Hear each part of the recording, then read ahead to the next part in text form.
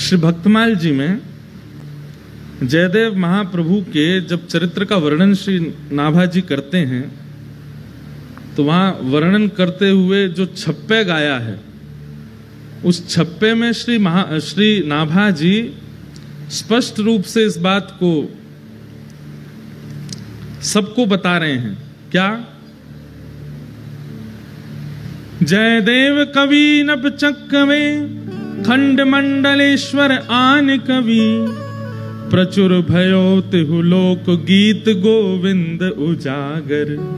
बहुत ध्यान से सुनिएगा आज, क्योंकि गीत गोविंद, कल भी गीत गोविंद हमने गाया, आज भी गीत गोविंद, और महाप्रभु जी को इतना प्रिय है, इतना प्रिय है, उसके बारे में थोड़ी हम चर्चा करें। प्रचुर भयो तिहु लोक गीत गोविंद उजागर। गीत गोविंद की महिमा केवल पृथ्वी पर नहीं है।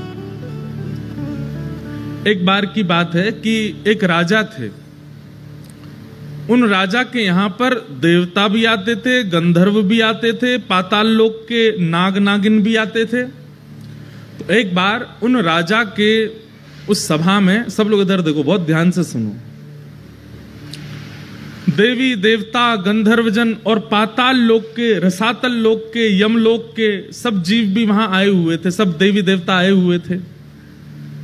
तो राजा ने सबकी अगवानी में सबको विराजमान करके किन्हीं गायकों को बुलाया और उन गायकों ने आकर के गीत गोविंद गाया, जयदेव महाप्रभु के द्वारा रचित। तो गीत गोविंद सुनकर के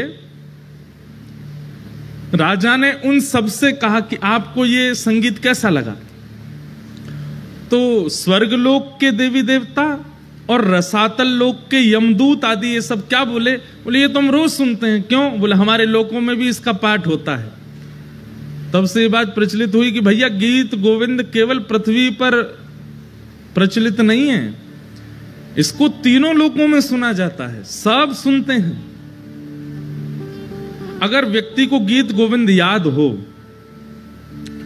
और भगवान ना करे ऐसा कभी हो नहीं सकता कि गीत गोविंद याद हो और उसको यमदूत पकड़ने आ जाएं। यमदूत कब आते हैं? मृत्यु काल में आते हैं। वैसे तो गीत गोविंद याद करने वाले को यम यातना नहीं भोगनी पड़ेगी, लेकिन बाई चांस फिर भी जीवन के अपने व्यवहार स्वभाव नहीं बदले, लेकिन गीत गोविंद याद कर लिया और अंतिम काल में उसके व्यवहार स्वभाव के कारण कहीं अगर यमदूत आ गए और उसने केवल अगर इतना ही गा दिया ना, श्रुत कमला कुछ मंडल धृत कुंडल ए, तो यमदूत वहीं हाथ जोड़ करके खड़े हो जाएंगे, हाथ जोड़ कहेंगे भैया तुम यमलोक के अधिकारी नहीं हो, चलो हम तुम्हें सीधे महाप्रभु जगन्नाथ जी के पास ले चलते हैं। और यमदूत तो क्या ले जाएंगे, यमदूत वहां से अंतर ध्यान होंगे, विष्णु दूत आएंगे और लेकर के जाएंगे। गीत गोविंद का ऐसा भाव। तो प्रचुर भयो तिहु लोक गीत गोविंद उजागर, तीनों लोकों में उसका गुणगान गाया जाता है, केवल पृथ्वी लोक पर गीत गोविंद प्रचलित नहीं है। हमने तो कितने अनुभव किए हैं। गीत गोविंद के प्रति एक हम आप लोगों को सावधानी बताना चाहते हैं, बस वो ध्यान से सुनिए।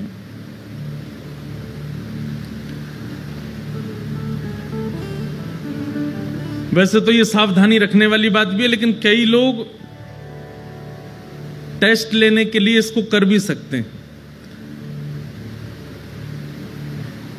कि प्रयास करें कि गीत गोविंद जब गाया जाए और गीत गोविंद का जब पाठ किया जाए तो उस समय स्थान, मौसम और लोगों को देख लिया जाए। अगर स्थान उचित नहीं है, ये विचार कर लेना चाहिए कि महाप्रभु अगर जगन्नाथ जी यहां आए तो उनके योग्य व्यवस्था है कि नहीं। मौसम, कड़कती धूप पड़ रही है, भयंकर गर्मी, पसीना निकल रहे हैं महाराज, उस समय गीत गोविंद मत गाइए। और सामने बैठे हुए लोग अगर वो अधिकारी नहीं हैं, वो दूषित खाते हैं, दूषित पीते हैं, या किसी ऐसी सभा में है जहां विवाह का फंक्शन हो रहा है, किसी के ब्याह का क्रम चल रहा है, किसी का कुछ ऐसा चल रहा है जहां लोग खा भी रहे हैं, डोल रहे हैं, ऐसी जगह गीत गोविंद नहीं गाना। अधिकार का विचार करके गीत गोविंद का प्रस्तुतिकरण और गायन करना। अब ये भागवत की कथा है, यहां सब योग्य बैठे हैं, महाप्रभु जी विराजमान है, भागवत जी विराजमान है, इतने सारे वैष्णव विराजमान, यहां गीत गोविंद गाएं, ठाकुर जी आएंगे विराजेंगे। क्योंकि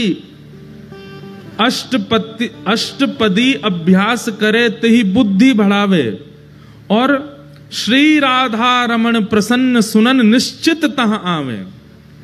श्री नाभाजी कह रहे हैं, जगन्नाथ महाप्रभु तो राधा रमण जी जगन्नाथ जी में कोई अंतर नहीं है, लेकिन यहां पर जो शब्द कहा गया है वो सुनिए, श्री राधा रमण प्रसन्न सुनन निश्चित तह आवे।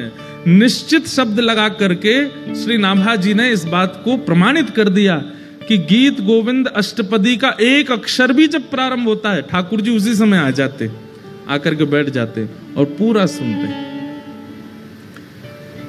तो इसमें विचार ये रखना चाहिए कि अष्टपदी कहीं भी ना गाई जाए,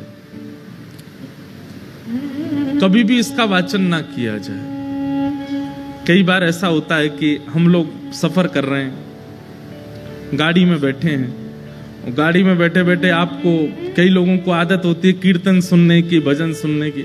अब उस समय अगर आपने ट्रैप रिकॉर्ड में गीत गोविंद चला दिया और गाड़ी पूरी पैक बैठी है, ठाकुर जी कहां बैठेंगे बेचारे आके? ठाकुर जी कहेंगे भैया ऊपर इसके कैरियल भी नहीं है, कहां लटक जाएं हम। अच्छा, ये निश्चित है कि ठाकुर जी आएंगे, तो ठाकुर जी को श्रम होता है, बेचारे लटकते हुए सुनते हैं, लेकिन सुनते जरूर हैं। अच्छा, इसमें एक चीज हम कह सकते हैं कि जैसे सीडी में चल रहा है, किसी का गाया हुआ चल रहा है, मतलब आधुनिक यंत्र से अगर गीत गोविंद गाया जा रहा है तो ठाकुर जी हो सकता है नहीं आते होंगे, लेकिन कोई भक्त बैठ करके गाता होगा तब तो ठाकुर जी निश्चित आते हैं। तो इसलिए उस समय सावधानी रखो, गाने में कोई अपराध नहीं लगेगा आपको। भक्तमाल जी में एक लीला आती है कि एक माली की बेटी थी, उसको गीत गोविंद याद हो गया। वो गीत गोविंद कब गाती थी? जब अपने बगीचे में बैगन तोड़ने जा रही थी एक दिन। अब बैगन तोड़ने के लिए जा रही थी तो सघन वन था, वहां कांटे लगे हुए थे। अब वो तो बच बचा के निकल रही थी अंदर और गाती हुई जा रही थी। महाप्रभु जगन्नाथ जी व्याकुल हो गए, कोई गीत गोविंद गा रहा है, और तुरंत दौड़े ठाकुर जी। और ठाकुर जी इतने रसिक हैं गीत गोविंद के कि ऐसे नहीं कि दूर बैठ के सुन लिया, कोई गा रहा है तो वहीं से नहीं, सामने बैठ के सुनते हैं, श्रोता का पूरा निभाते हैं नियम। अब वो तो सघन वन में कुंजों में घुसती जा रही थी। महाप्रभु जगन्नाथ जी सोचे कहां से आ रही आवाज, इनमें ये कांटों के वृक्ष लगे हैं, बेल छाई है, इसमें भीतर घुसी हुई है, वहां से बैगन तोड़ती हुई गा रही है। महाप्रभु जगन्नाथ जी हैं भी खूब विशाल, खाते पीते घर के हैं, मोटे ताजे हैं। अब जैसे ये घुसे भीतर, सोचो कभी कभी इमेजिन करो इनके स्वरूप को, ये कैसे घुसे होंगे भीतर। जैसे ही भीतर पहुंचे तो कहीं कहीं से तो वस्त्र फट गए इनके, कहीं पर कांटे लग भी गए, लेकिन मधुर मुस्कान ठाकुर जी सुन रहे हैं। कभी कभी लगता है कि महाप्रभु जगन्नाथ जी 24 घंटे प्रसन्न मुद्रा में ही रहते हैं। क्यों? क्योंकि 24 घंटे कहीं ना कहीं गीत गोविंद चलता ही रहता है, इसलिए ठाकुर जी प्रसन्न रहते हैं, इतना प्रिय है ठाकुर जी को। तो महाप्रभु जी उसका गीत गोविंद सुन रहे थे, बड़े भाव से गा रही थी। जैसे गीत गोविंद विश्राम हुआ, महाप्रभु जी दौड़े मंदिर के लिए, मंदिर में जाकर के विराजमान हुए। तभी पुजारियों ने देखा बलभद्र जी सुभद्रा जी के वस्त्र तो बिल्कुल बढ़िया हैं और ये इनके अस्त व्यस्त हो गए, फट गए जगह जगह से। पूछा, हे महाप्रभु जी, ये आपके वस्त्र कैसे फट गए? तब महाप्रभु जी ने ये भाव बताया कि मुझे गीत गोविंद बहुत प्रिय है, और कोई व्यक्ति कभी कहीं गाता है तो मुझे, मेरा मन होता है कि मैं वहां पहुंच जाऊं। तो अभी कहां गए थे? तो बताया, बोले एक माली की बेटी है, बैगन तोड़ के गाती है, मैं घुस गया भीतर, फट गए मेरे वस्त्र।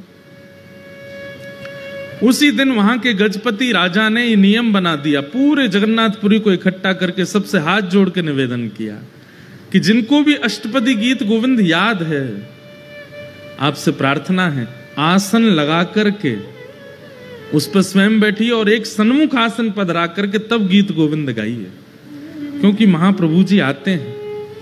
आप चलते फिरते उठते बैठते कहीं कुछ करते हुए गाएंगे तो उसमें कोई दिक्कत नहीं है, लेकिन महाप्रभु जी को श्रम ना हो। और श्रम दो प्रकार के होते हैं। एक श्रम तो ये होता है कि ठाकुर जी के अनुकूल व्यवस्था नहीं है और ठाकुर जी को गीत गोविंद सुनने का चाव है, वो आएंगे, उनको कष्ट होगा।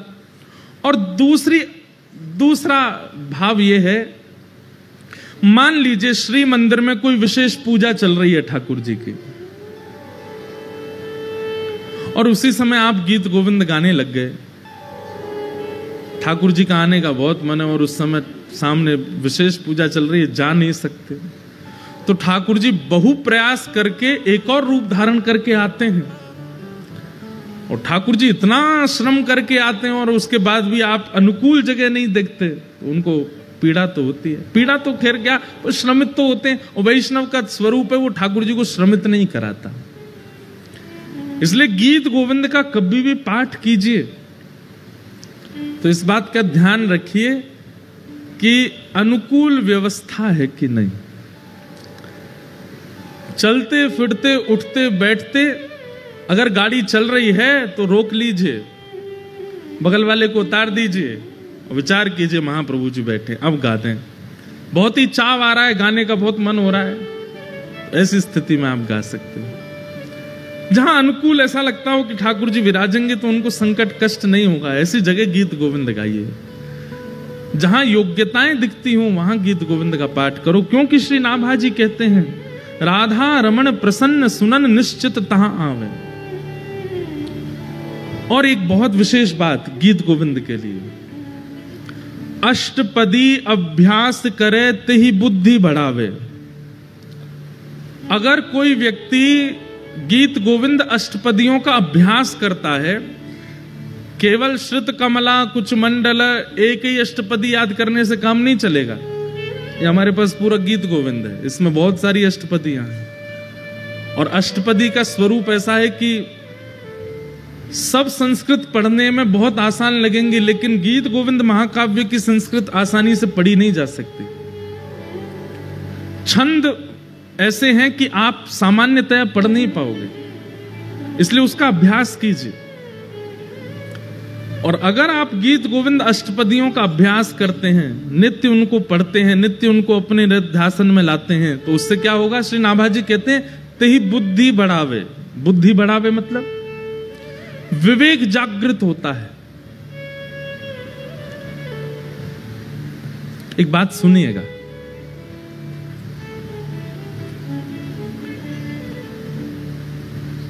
तीन प्रकार के दुख होते हैं जीवन में, बहुत ध्यान से सुनिए। तीन प्रकार के दुख होते हैं, कर्म, काल और स्वभाव। सबसे पहले दुख का कारण क्या है? हमारा कर्म। हम जैसा करते हैं हमको भोगना पड़ता है, चाहे कितना भी बड़ा व्यक्ति हो, अगर उसने गलत किया है उसको भोगना पड़ेगा।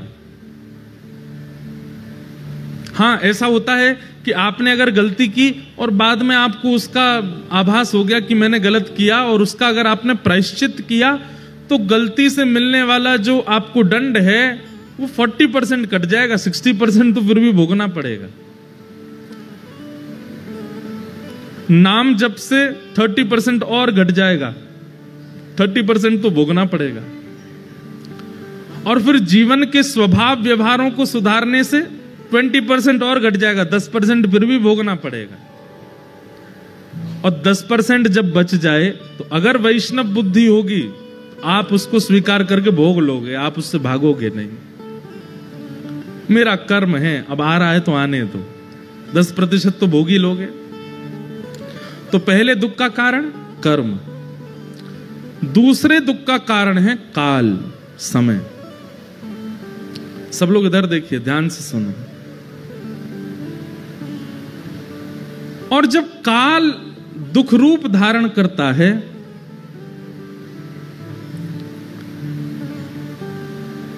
तो काल क्या करता है? मति का हरण कर लेता है। व्यक्ति का जब समय खराब आता है ना, तो कितना भी बुद्धिमान हो, उसकी बुद्धि उल्टी हो जाती है। भगवान स्वयं गीता में अर्जुन को कहते हैं कि जब मुझे किसी के ऊपर बहुत देख के लगता है ना कि भाई बहुत फूल लिया, अब तू आजा चपेटे में आओ हमारे में, तो हम क्या करते हैं? कुछ नहीं करते, केवल उसकी बुद्धि का हरण कर लेते हैं। उसकी सोच ही पलट जाती है। उसने इतनी कथाएं सुनी, इतना ज्ञान, इतने गुरुजनों से उसने सब कुछ सीखा, लेकिन अपने जीवन के व्यवहार स्वभाव को नहीं बदलता है, तो फिर ठाकुर जी काल का जब दुख आता है तो मति का हरण कर लेता है। कितनी बड़ी बात है।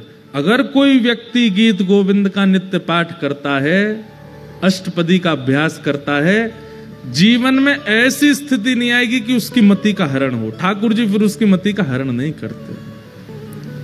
स्वयं नाभाजी कह रहे हैं, अष्टपदी अभ्यास करे तही बुद्धि बढ़ावे। अगर कोई नित्य अष्टपदी का अभ्यास करता है, गीत गोविंद का अभ्यास करता है, उसकी मति का हरण नहीं, मतलब उसके जीवन में काल का दुख नहीं आएगा, समय का दुख नहीं आएगा। इतना प्रिय है ठाकुर जी। आहा,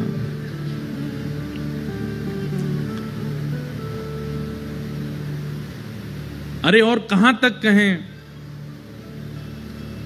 जब जयदेव महाप्रभु पहुंचे और श्री जगन्नाथ महाप्रभु का दर्शन करते हुए गा रहे थे, श्रित कमला कूच मंडल धृत कुंडल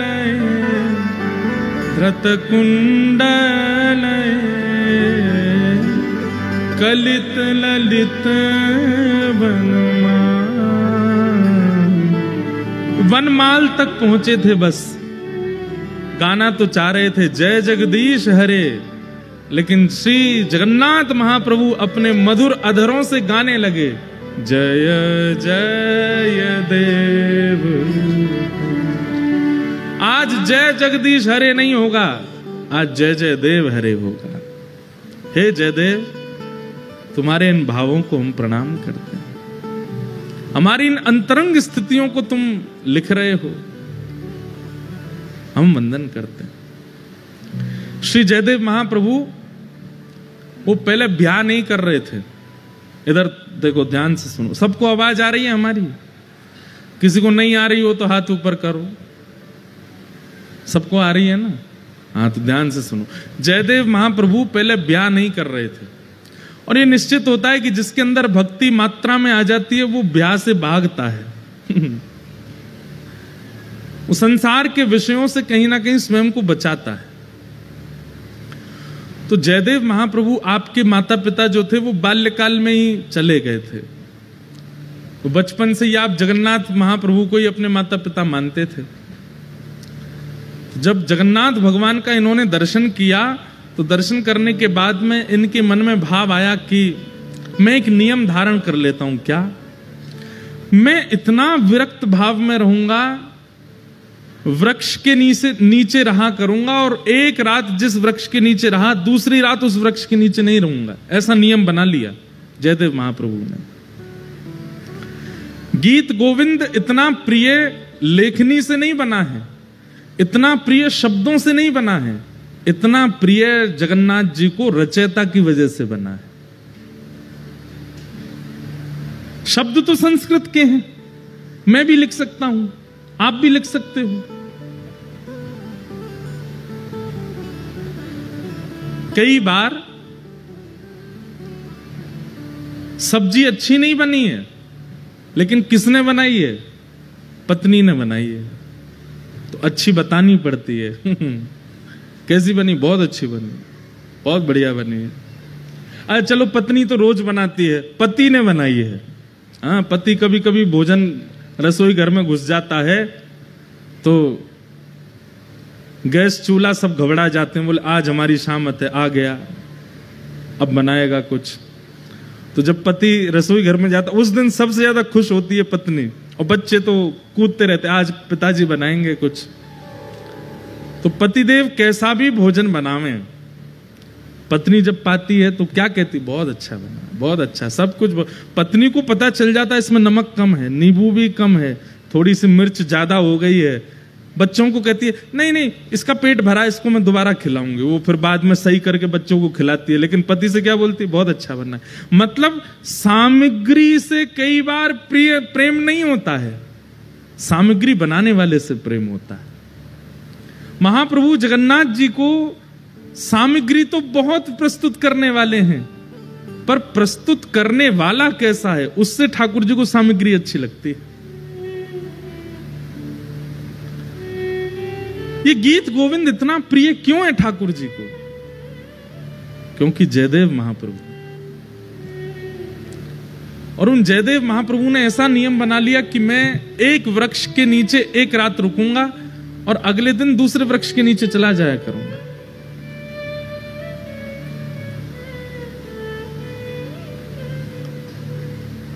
महाप्रभु जगन्नाथ जी को बड़ी चिंता रहती है जयदेव जी की। उनको लगा कि बताओ, मेरा इतना प्रिय जयदेव, उसकी रचना मुझे इतनी प्रिय कि ठाकुर जी आज भी गीत गोविंद ओढ़ के सोते हैं, हृदय से लगा के सोते हैं। अरे भाई, कोई प्रेम का निर्वहन 10 साल कर ले, 20 साल कर ले, 50 साल कर ले, 60 साल कर ले, श्री जगन्नाथ महाप्रभु 1000 साल से अपने प्रेम का निर्वहन कर रहे हैं। एक भी रात पिछले 1000 सालों में ऐसी नहीं गई है जिसमें महाप्रभु जगन्नाथ जी गीत गोविंद को लपेट करके ना सोए हों। हर रात गीत गोविंद को अपने हृदय से लगा के सोते हैं।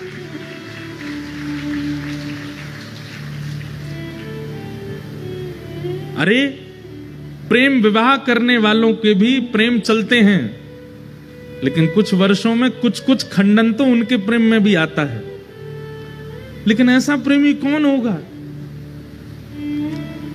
महाप्रभु जगन्नाथ जी सोते ही नहीं है बिना गीत गोविंद के। जब तक गीत गोविंद का पाठ नहीं होता नहीं सोते। और केवल जगन्नाथ जी नहीं, बद्रीनाथ चले जाओ, वहां पर भी गीत गोविंद का पाठ होता है, द्वारिका में भी गीत गोविंद का पाठ होता है। गीत गोविंद रात में सुनेंगे तभी ठाकुर जी को नींद आती है, तभी सोते हैं।